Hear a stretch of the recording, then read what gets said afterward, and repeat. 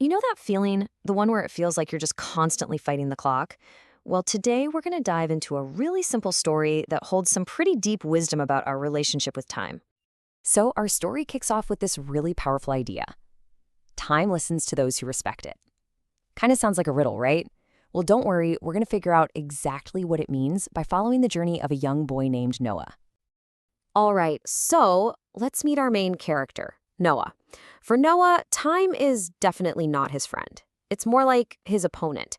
Every single tick of the clock feels like he's going another round in a fight he just can't seem to win.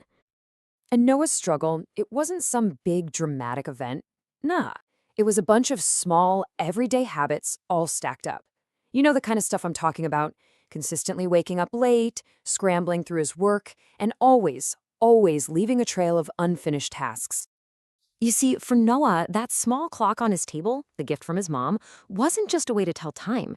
Its gentle, steady ticking actually felt like a constant judgment, a nagging reminder of everything he felt he was failing at. And you can see the core conflict right here. I mean, look at this. On one side, you've got Noah's world: it's rushed, it's late, it's annoyed. And on the other side, the clock's world: steady, patient, constant. It's a total mismatch, and that friction is really at the heart of his story. So, as you can probably guess, this battle couldn't just go on forever without some consequences. Eventually, there's a price to pay for lost time. And for Noah, well, that bill was about to come due. The breaking point wasn't some huge catastrophe, but it was really significant. One morning, after waking up late yet again, he missed an important class. It was such a simple consequence of his habits, but it was the one that finally made him stop and actually think. And this wasn't just about missing a lesson on a test or something. The real impact was emotional. After his teacher spoke to him, he felt super embarrassed. But even more powerful than that was this deep disappointment he felt in himself. And you know, that kind of feeling, that's often the strongest motivation for change. So that evening, as Noah sat all alone in his room, something started to shift. This is the real turning point of the story. The moment he stops fighting, and for the first time ever, he actually starts listening. It all started with this one simple question that popped into his head. A question that totally challenged his whole worldview. What if the very thing he'd been blaming for all his stress wasn't actually an enemy at all? So he does something he has never done before. He just puts aside all that annoyance, quiets his racing thoughts, and just listens. He starts to look at the small clock not as an enemy, but with a new sense of genuine curiosity. And what does he discover in that quiet moment? He realizes the clock has all the qualities that he's been missing.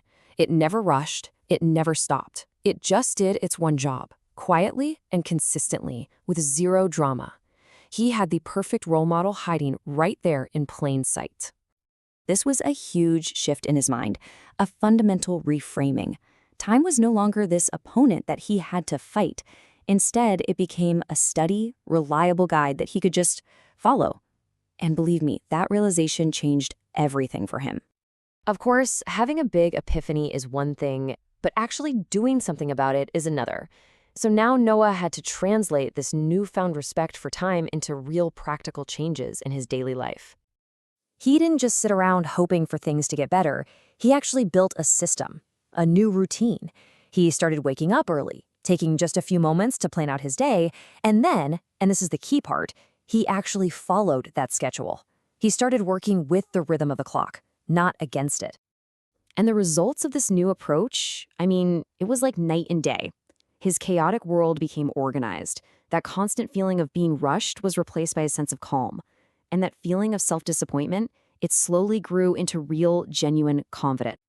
So now we come full circle.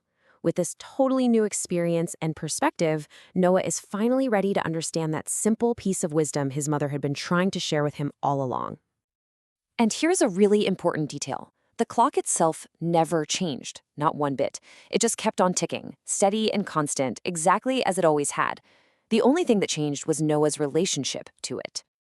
So now, when he hears his mother's words, they're not a mystery anymore.